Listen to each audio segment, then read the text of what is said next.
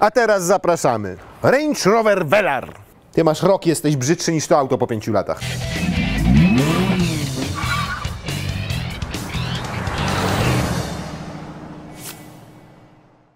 5 lat minęło, a ten samochód nadal wygląda po prostu świetnie. I nie tylko wygląda świetnie, to jest nadal najbardziej aerodynamiczny Range Rover w historii, ponieważ współczynnik oporu powietrza tutaj to tylko 0,32 CX i faktycznie jak sobie spojrzycie na te wszystkie tutaj obłości, na te wszystkie gładkie powierzchnie, jak to jest zlicowane w każdym aucie, gdzieś coś wystaje, jakieś zakrzywienie, tutaj to wszystko popatrzcie, jak płynniutko, ładnie przechodzi. To nawet takie fragmenty grają tutaj aerodynamiczne znaczenie.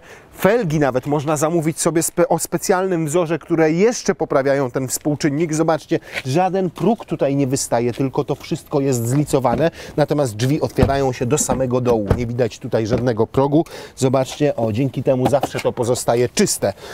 Nawet ten spoiler jest zrobiony w taki sposób, żeby powstawały jak najmniejsze zawirowania powietrza. Zobaczcie, tutaj wpada częściowo, tu wpada częściowo, a tutaj za płetwą idzie po spoilerze górą. Mniejsze zabrudzenie szyby dzięki temu, a wycieraczkę ukryto tam, więc tutaj też nie ma żadnego zawirowania aerodynamicznego.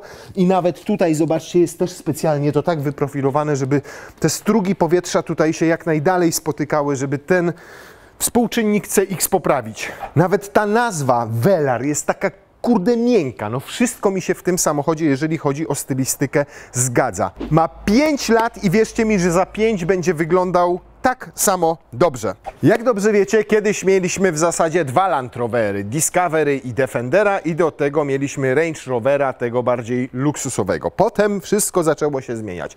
Land Rover Discovery Sport, Range Rover Evoque, Range Rover Velar, Range Rover Sport, nowy Range Rover, Land Rover, Defender. Narobiło się tych wszystkich Range Roverów, Land Roverów i nie wiadomo jak którego pozycjonować. Jeżeli chodzi o rozstaw osi, to jest dokładnie pomiędzy Land Roverem Discovery Sportem, a Range Roverem Sportem. O, tak, chyba dobrze.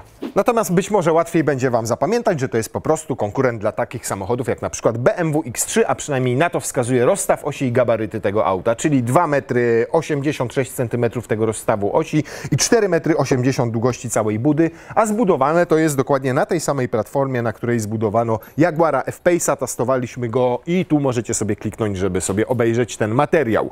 Natomiast to, czym chwali się Range, to to, że tutaj 82% dokładnie tego samochodu zostało zbudowane z aluminium. I ten znaczek, o tutaj ma o tym świadczyć, poczekaj. O, i ponoć ten znaczek tutaj o tym świadczy, że to jest buda aluminiowa. Co więcej, 50% z tych 82% tego aluminium pochodzi z odzysku, bo... Czy pies wszedł? Ogon!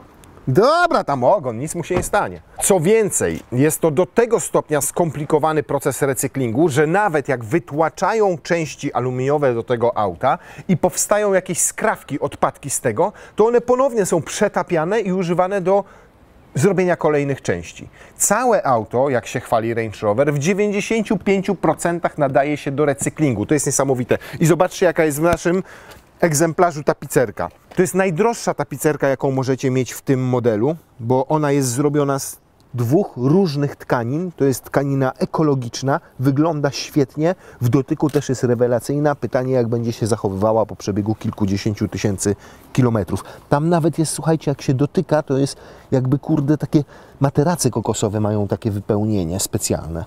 I dokładnie tak samo jest na drzwiach. Zobaczcie, to wszystko, te faktury, jak to ładnie wygląda i to wszystko jest ekologiczne, zrobione z materiałów po przeróbce. Tak zwany nawet nie recykling, tylko to się nazywa upcyclingiem, czyli wykorzystuje się śmieci do zrobienia materiałów, które wyglądają jak premium. To chyba drewienko jest tylko prawdziwe. Fajne w fotelu elektrycznie sterowanym jest to, że zobaczcie, tutaj nie ma żadnej szpary, w którą wpadałyby śmieci, tylko wysuwa się podparcie pod uda. Rośnie jak konar. A skoro już przy tej ekologii jesteśmy, to w tym wypadku mamy ekologiczny napęd również, ponieważ jest to pierwszy Range Rover Velar z napędem plug-in. Kurna. Oznaczenie tego plugina to 400E i to oznacza, że mamy 2-litrowy, 4-cylindrowy silnik benzynowy w podstawie, który ma 300 koni. Jest wspomagany silnikiem elektrycznym.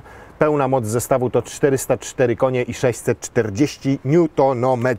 I chyba kuna tu grasowała, albo nie wiem, co tu się stało, że to takie wygryzione. Bateria w tym wypadku to 17 kWh pojemności brutto, netto to jakieś 15 kWh. Umieszczona została tutaj pod bagażnikiem, co poskutkowało tym, że ten bagażnik jest ciut mniejszy, ale jego pokażemy zaraz, ponieważ najpierw pokażę Wam to. To jest gniazdo do ładowania. Ładowarka pokładowa ma tutaj 7,4 kW mocy, co oznacza, że z takiego domowego gniazdka 230 V naładujecie samochód w około 8 godzin, a jak podepniecie go do siły albo macie wallboxa, to w 3 godzinki i jest pełna ta bateria 15 kWh. Natomiast to jest cymesik, bo ten samochód ma CCS-a, a bardzo niewiele pluginów ma CCS-a i wtedy przyjmuje 50 kW mocy i wtedy 20 minut i macie od 0 do 100 naładowaną tę baterię. I to już ma sens. Według producenta realny zasięg w mieście to 55 km, tylko na prądzie.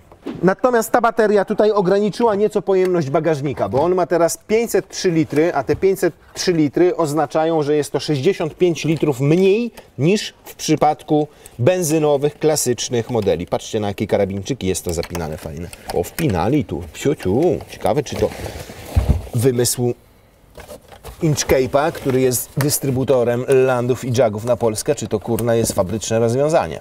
To chcę wyjąć, żeby Wam, o, zobaczcie, pokazać, ile tu jest tego. Urósł, odejdź! Zobaczcie, jaka to jest grubość, jak wysoko jest tutaj próg załadunkowy. Te 60 litrów to... Tutaj mam go na udzie. Tutaj nie ma pneumatyki w tym egzemplarzu. Po czym poznać pneumatykę? Po tym, że wtedy są 21-calowe felgi. Tu mamy 20-calowe, to znaczy, że nie ma tutaj pneumatyki. Ona kosztuje dodatkowo 15 000 złotych. Samochód można dodatkowo obniżyć wtedy o 5 cm. Hop! O ty! Jednak te ćwiczenia agility coś dały. Natomiast no naprawdę, jak się stanie przy krawędzi basenu, to można stąd wykonywać skoki jak na trampolinie. Jest tak wysoko ten próg załadunkowy. Tu wszystko ładnie ułożone, pochowane, zamocowane. Skoro tu jest gaśnica, to na kuta jeszcze tam jest gaśnica, ja się pytam. I to tak brzydko tam jest.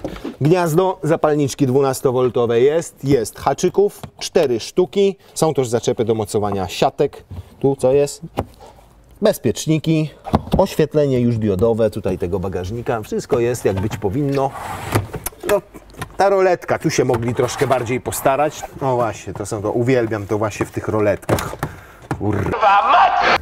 No i tak, tu nam brakuje paru centymetrów, żebyśmy pionowo mogli je schować pod roletą. Czyli tak będą wtedy leżały. I się zamknie się. Jak się zamknie, to będzie gites, bo tu trzecia jeszcze wtedy wchodzi. Jakieś plecaczki tu od frontu. No kurde. No to okej. Widoczność trochę nam się wtedy ogranicza, ale w ten sposób wchodzą. Dobra, to najpierw sprawdzam, ile tu będę miał miejsca jako wysoki chłop. No, dobra, jest wygodnie, wyjdź! I dopiero tu na tej kanapie widzicie, że to jest SUV kompaktowy wielkości BMW X3. Nad głową bardzo dużo miejsca. To jest efekt tego, że ten dach szklany tutaj, który mamy, jest szklany, ale jest nieotwierany, więc nie ma tutaj dodatkowych prowadnic, nie ma tutaj dodatkowych silników elektrycznych, więc nad głową miejsca jest dużo. Na kolana mogłoby go być więcej. Dobrze, że stopy mogę tam sobie fajnie wsunąć pod fotel. Pozycję mam wygodną. Fajne jest to, że mogę sobie regulować oparcie. Zobaczcie, tu jest elektryczna regulacja. O. Taka jak, dokładnie przycisk taki jak w Fordach Mondeo z 95 roku. O, widzicie? I się oparcie pochyla. I to naprawdę się pochyla całkiem dużo. Teraz moje. O. Kanapa dzielona w proporcjach 40, 20, 40, 20, 40. 40 plus 20 plus 40, 100, 100. Tak, zgadza się. Zobaczcie tu, jak fajnie umocowane są gniazda USB. To jest fajne, bo stamtąd nie ciągniecie sobie kabla, tylko nawet jak jest krótki, to możecie go mieć prosto stąd. I 5V, czyli już takie dosyć szybko powinno... No nie wiem, co chciałem powiedzieć nawet. Brzydko te cup holdery tutaj, lubię te wysuwane, to już często powtarzam, bo jak siedzicie, o, to jest Wam mało wygodnie. Jest nawiew klimatyzacji, jest 4-strefowa, wymaga dodatkowej dopłaty, ale w tym wypadku akurat się znalazła. Tutaj 12V gniazdo zapalniczki. Tu niestety ten tunel jest bardzo wysoki, bardzo szeroki. Tu jest mało miejsca, więc trzecia osoba jak tu usiądzie, to generalnie nie ma gdzie trzymać nóg. Musi je trzymać, o tutaj po bokach. Miejsce to jest awaryjne. De facto 4-osobowy samochód dla 5. siedzącej po środku. Tylko na krótki dystans. Zobaczcie, jak ładnie znowu tutaj nawiązuje do tego wykonania. Cały ten boczek tutaj jest wykonany z tego materiału. To całe tutaj przeszycie. Zobaczcie, jaki próg jest szeroki tutaj, w tym miejscu. Na takie detale. To takie mogłoby być przyjemniejsze. Czemu ten fotel nie mógł mieć aż do samego dołu tutaj takiej fajnej tapicerki? Ja wiem, że to się często brudzi i że dzieci to kopią, no ale wyglądałoby to przebajecznie. Bardzo fajne te klameczki, zobaczcie, naciskacie, cyk, chowają się. Jak jedziecie, też się chowają, więc znowu wracam do tej aerodynamiki. Opływ powietrza jest zupełnie inny. Podchodzicie, pyk, wysuwa się, świetnie leży w dłoni. Tak złapiecie, lekko pracuje. Otworzy dziecko, otworzy stary, otworzy niedołężny. Prześwit jeszcze 21,3 cm. Nie wiem, czy to dużo, czy to mało. Tu nie mamy tego wspomnianego pneumatycznego ani aktywnego zawieszenia. Natomiast głębokość brodzenia jest niesamowita, bo to 53 cm. 53 cm. Skoro 15 cm to tyle, to 53 to musi być tyle. Natomiast pneumatyka można podnieść jeszcze dodatkowo o 5 cm, więc ta głębokość brodzenia zwiększa się do 58 cm. A to już jak stąd do Krakowa. Tutaj ten minimalistyczny design deski rozdzielczej też bardzo mi się podoba i bardzo podobają mi się te materiały. Znowu ta struktura, tutaj takie rąby i to nie jest gładkie, tylko to czuć przyjemnie pod paluszkiem. Bardzo fajne i bardzo przyjemne. Mamy 2 ekrany oczywiście, jeden do sterowania funkcjami samochodu i klimatyzacją. Klimatyzacja, podgrzewanie foteli, masaże. O, masaże mam. O, doskonale. O, wspaniale. Od góry do dołu. Tak. No nie wiem, takie jakieś podstawowe i tylko na oparciu, nie ma ich w siedzisku. Klimatyzacja, podgrzewanie foteli, a tu pojazd, czyli właśnie wybieramy sobie tryby. Tryby jazdy mamy 3 tutaj, te hybrydowe. Jeden hybrydowy, czyli taki łączony, on sobie sam decyduje, kiedy będzie włączał, o, silnik spalinowy teraz włączył, ale można wymusić mu tryb EV i jest też tryb oszczędzania, jak na przykład jedziecie autostradą i chcecie dojechać na miejsce i mieć jeszcze trochę energii na jazdę po mieście tylko na elektryce, to możecie sobie zaoszczędzić tę energię. Natomiast my sobie teraz pojedziemy w trybie elektrycznym po to, żeby spróbować całkowicie rozładować baterię, a potem sprawdzić, ile będzie zużywał paliwa przy jeździe ekspresowej na rozładowanej baterii. Jeżeli chodzi o zawieszenie, to zobaczcie, jedziemy po naprawdę wyboistej drodze, łączenia płyt, dziury i on świetnie wybiera. To, co go różni od F-Pace'a, przecież zbudowane są na tej samej platformie, to charakterystyka zawieszenia. Tam mamy taką bardziej sportową, tutaj w tym wypadku mamy taką zdecydowanie bardziej komfortową, miękką. Czuć to też jest na układzie kierowniczym. Tam, jak pamiętacie, ten materiał, byliśmy zachwyceni tym, jak tam ten samochód się prowadził, jaki był taki sportowy w prowadzeniu, jak wręcz prowokował do tego, żeby pojeździć po zakrętach. Ten ma zdecydowanie bardziej komfortowe usposobienie. Takie relaksujące. Tutaj nie macie potrzeby, żeby wciskać szybko gaz, wchodzić w zakręt. Tutaj możecie szybciej pojechać sobie po nierównościach, kosztem tego, że on nie będzie tak idealnie prowadził się w zakrętach. Oprócz tych trybów hybrydowych i elektrycznych macie tryby do jazdy, na przykład program dynamiczny, tu z autostradą, program Eco, program taki komfortowy, no i programy terenowe. Trawa, żwir, śnieg. Program błoto i kolejny, program piasek. I jeszcze jest program automatyczny, samochód sam się dostosowuje. To wszystko to oczywiście te terenowe tryby to ten Response Terrain, bo tutaj mamy ten klasyczny układ napędowy Range Rovera, napęd stały i tutaj nawet jeżeli jedziemy tylko na elektryce, to normalnie jest tutaj napęd na 4 koła. O, zobaczcie, tutaj pokazuje, że jedziemy z napędem na 4 koła, mimo tego, że tylko jesteśmy na elektryce. I zasięg mamy w trybie elektrycznym 33 km teraz. Na ładowanie akumulatora to ile? 75%, a zasięg całkowity razem z paliwem w baku to 570 km. Byłoby więcej, gdyby był większy zbiornik na paliwo, bo w standardowych, benzynowych range'ach Velarach to 82 litry, a tutaj w pluginie został zmniejszony do 69. Bardzo lubię to sterowanie pokrętłami, klimatyzacją. Zobaczcie, teraz jak sobie przekręcam, to zmniejszam sobie albo zwiększam temperaturę. Jak nacisnę, to mogę albo się sobie podgrzewać tyłeczek, albo sobie go wentylować. O jak tam zawiało. No więc tutaj ten tryb EV jest taki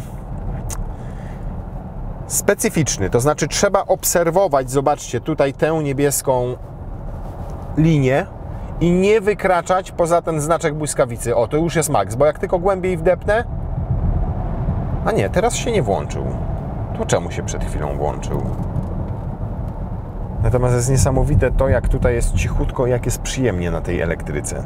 A tutaj mamy wszystkie multimedia. No i tutaj mamy analogicznie do tego, co było w F-Pace, że sobie przechodzimy pomiędzy funkcjami nawet Apple CarPlaya tutaj i to bardzo lubię i to jest bardzo fajne.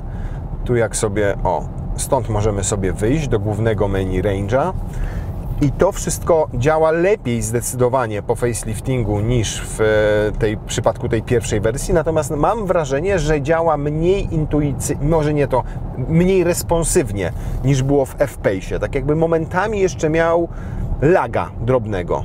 Na przykład zobaczcie, włączam coś i chwila mija, zanim mi się to wyświetli. Tu na przykład wszystkie czujniki terenowe, nie? Czujnik brodzenia na przykład ma, albo pokazuje informacje o przechyleniu, o ile stopni jesteśmy przechyleni, czy mam dyfer zablokowany, a można go sobie tutaj, chyba nie teraz, nie? Natomiast fajne jest to, że ten ekranik, słuchajcie, można sobie oczywiście ustawiać, tak jak było też w poprzedniej wersji. On może być teraz taki płaściutki, zlicowany wręcz tutaj z deską rozdzielczą, natomiast niewiele teraz na nim widzę, więc lepiej go sobie pochylę.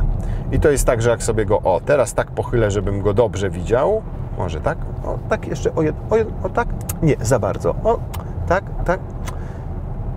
no, tak, niech zostanie. To teraz go dobrze widzę, jak wyłączę samochód, to on się znowu zlicuje z deseczką, a jak wsiądę i go uruchomię, to z powrotem się ładnie odchyli. No dobra, to teraz sprawdzimy, czy rzeczywiście od 0 do 100 ma 5,4 sekundy, tak jak twierdzi producent, bo to byłoby mega szybko, jak na takiego dużego SUV-a. Natomiast sprawdzimy mu też przyspieszenie od 0 do setki tylko na elektryce i zobaczymy, jakie będzie. Bo tutaj w pluginach to na dwoje babka wróżyła. Albo będzie 30 sekund, albo będzie 10 sekund, tak jak na przykład w Lexusie NX 450H+. Tu możecie sobie zobaczyć jego test, bo to będzie konkurent tego samochodu. I tam ten plugin naprawdę to zanim on sobie odpali tego swojego GPS-a, ten nasz Race Logic, to jeszcze zobaczcie, jak mamy fajnie regulowane podłokietniki. Odrębnie dla pasażera i odrębnie dla kierowcy. One się nie podnoszą do góry, tylko się przesuwają, ale pozycja jest świetna. Trzymam sobie łapę na kierownicy, podczas gdy łokieć mam oparty na podłokietniku. Tu zobaczcie, jeden cup holder, tu drugi. I to dwa różne. Ten można zasłonić, tego zasłonić nie można, ale za to może też ten fajną pełnić funkcję uchwytu na telefon, nawet podobnie jest wyprofilowany. A tu takie nie wiadomo co. Jak to Wam przeszkadza, to sobie zasłaniacie w ten sposób. Boże kochany, nie złapał GPS, tyle się nagadałem. GPS-u nie ma, to oznacza, że do aluminiowego nadwozia będę musiał przylepić magnes z zewnętrzną anteną. Potrzebujemy nowego Race Logica, nowoczesnego takiego. Jak to mieliśmy zrobić? Na elektryce najpierw, tak? Proszę bardzo. To starty.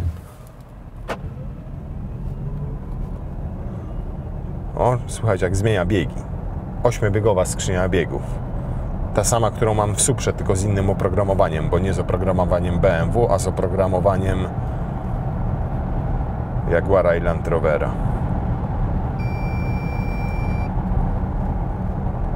18,8 sekundy. Prawie 19 sekund. Nie jest źle, nie jest idealnie.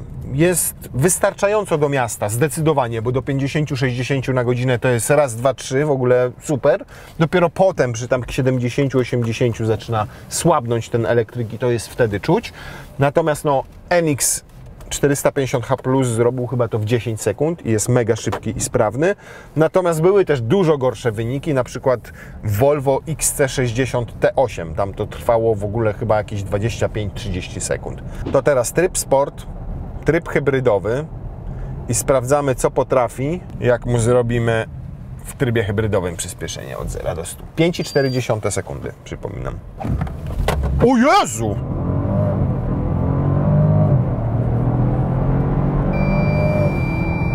No ja pierdziu! 5,6 za pierwszym razem. To teraz tak, mamy S, mamy tryb sportowy, mamy wyłączoną kontrolę trakcji, mamy naładowaną baterię, 2000 obrotów.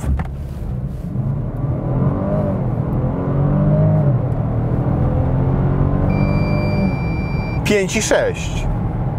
Biorąc pod uwagę fakt, że mamy dopakowaną wersję, bo mamy i szklany dach i mamy dopakowanego silnego, który co prawda jest na keto diecie, ale wiecie jak działa keto dieta, nie? W pierwszym tygodniu przytył 3 kg. I bardzo ładnie ta skrzynia zmienia biegi, ale najbardziej niesamowite jest to, słuchajcie, że zobaczcie, a zobaczmy jeszcze program komfortowy, wszystko powłączane i normalnie jakbyśmy chcieli sobie wystartować w trybie komfortowym albo w trybie eko, o, spod świateł. Że tak stoi jakiś koleś, nie robimy procedury startu, tylko pyk. Niesamowite jest to, jak dobrze jest wyciszony ten silnik. 6,1. Bardzo dobry wynik. A co najlepsze, on to robi, słuchajcie, tak na miękko, tak spontanicznie, tak dobrze wyciszona jest ta komora silnika tutaj odizolowana od kabiny, że w zasadzie nie robi na Was żadnego wrażenia. Fajne jest to łupnięcie takie na początku i czuć, że ono jest z tych newtonometrów, które wytwarza silnik elektryczny. Takie nagle bum, przyjemne, że tak nagle to następuje. One się nie rozwijają, tylko one nagle występują trochę jak strzał z procy. No to teraz jedziemy sobie na autostradę i zobaczymy, w ogóle do jakiej prędkości on będzie w stanie pojechać tylko na elektryce, kiedy włączy się silnik spalinowy. Czy te 140 pojedzie, bo to jest, wiecie, w Polsce to jest wymóg. Chcecie przejechać nawet 20 km tylko na elektryce tą autostradą i niektóre samochody plug-iny rozwijają, nie wiem, 120 albo 130. W związku z czym jedziecie na tym prądzie i wszyscy Was wyprzedzają. Więc takie 140 przepisowe to jest minimum, żeby plug-in mógł pojechać sobie na prądzie.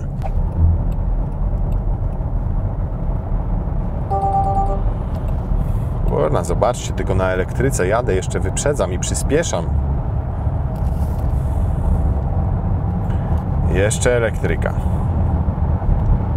Jeszcze elektryka. Jeszcze elektryka. Jeszcze elektryka, 130, ładnie. Jeszcze elektryka. Jeszcze elektryka, 137. 138, 139, 141. No to już wyraźnie słabnie, ale zobaczcie, jeszcze elektryka. 150. Włączył się silnik spalinowy. Na GPS-ie to będzie gdzieś 145, więc elegancko. Co ciekawe, jest asystent pasa ruchu, ale, uwaga, nie ma tempomatu aktywnego. Jest taki najzwyklejszy w świecie. Więc jak dojeżdżam do jakiegoś samochodu, to szybciej mu przywalę. O, i ten asystent pasa ruchu też jest taki, że dojeżdża do linii i dopiero mnie karci, żebym zjeżdżał, a nie trzyma go po środku pasa ruchu. Dopaśli ten samochód po prostu we wszystko, co możliwe, a te asystenty są chyba takie z podstawowej wersji. Te asystenty czy ci asystenci? Oczywiście zegary cyfrowe możecie sobie konfigurować wedle uzdania, zmieniać sobie. Zobaczcie, dojeżdżamy. O, 2 zegary możecie mieć po bokach, 1 zegar na środku. Możecie mieć mapę, multimedia. Jak se panienka winszuje. Wszystko już tutaj jest konfigurowalne i ja akurat te zegary lubię, bo one są czytelne. No i czemu mi włączył się teraz ten, no? Nie chcę, żeby mi się włączał. Czasami się włącza, wiecie, lubiłem to rozwiązanie właśnie też takie, jak jest w NX-ie 450H. Mianowicie, nawet jak jedziecie w trybie elektrycznym, to sobie pozwolono na to, żeby w ogóle wyeliminować pracę silnika spalinowego. Nawet jak zrobicie kickdown, to on Wam nie włączy silnika spalinowego. No ale to dlatego, że tamten elektryk jest mega sprawny, bo robi w 10 sekund setkę, a w 18,8 no to jednak potrzebujecie czasami więcej mocy, szczególnie, że w głowie macie zapamiętane, że setkę robi w 5,4 czy 5,6, tak jak w naszym przypadku. Dobra, kuta, nie będę jeździł przez pół Polski, żeby Wam pokazać, jak on będzie spalał, jak będzie rozładowany. Oszczędzanie to oznacza, że oszczędzamy energię, proszę bardzo, na później i jedziemy w trybie hybrydowym 120 na godzinę i włączamy sobie, proszę bardzo, tempomat. A zanim się to spalanie nam objawi, to porozmawiajmy o cenach. Podstawowa wersja PHEV, czyli P400e Velara, kosztuje jakieś 330-340 tysięcy złotych. Wersja AirDynamic 360 parę tysięcy złotych. Jak sobie zaczniecie dokładać gratów, takich jak na przykład szklany dach za tam 8 czy 9 tysięcy, jak asystenci jazdy, jak większe felgi, to zamkniecie rachunek, tak jak my, kwotą 460 tysięcy złotych. Tyle kosztuje ten egzemplarz. No powiedzmy, że za 400 można go fajnie wyposażyć. Ale na przykład ja bardzo chciałbym takie ładne fotele, jeszcze z wentylacją, z ogrzewaniem, z elektrycznym sterowaniem i z tą piękną tapicerką. No to tylko one kosztują, słuchajcie, 20 tysięcy złotych. Nawet jak chcecie gniazda USB mieć z przodu czy z tyłu, też musicie za nie dopłacać. Niektóre rzeczy oczywiście są w pakietach, ale za większość, za pojedyncze elementy trzeba dopłacić. Zawieszenie pneumatyczne musicie połączyć z zawieszeniem aktywnym, czyli kupić je oba i to kosztuje wtedy 15 tysięcy złotych. Więc te ceny dodatków nie są zbyt małe, natomiast płaci się w tym wypadku przede wszystkim za styl. Ten samochód jest piękny z zewnątrz, jest piękny w środku, jest doskonale wyciszony, ma rewelacyjny komfort jazdy. Uwielbiam wszystkie materiały, które tutaj zastosowano. Uwielbiam minimalizm deski rozdzielczej połączony z dwoma naprawdę fajnymi ekranami. Nie lubię spalania, bo teraz po raz kolejny się przekonałem, że przy 120-130 km na godzinę to będzie 10-11 litrów. Auto jest 200 kg cięższe, ma co dźwigać. W trybie hybrydowym pali dokładnie tak, jakby było benzyną. Więc jeżeli chcecie kupić Velara i zależy Wam na tym, żeby głównie po mieście nim jeździć, to tak, PHEV jest dobrą opcją. Ale jeżeli chcecie go wykorzystywać w dłuższych trasach, to se lepiej weźcie benzynę albo diesla, który też jest w ofercie. Reasumując, za hybrydę plug-in no takie 4 z minusem, powiedzmy. Natomiast za styl 6+.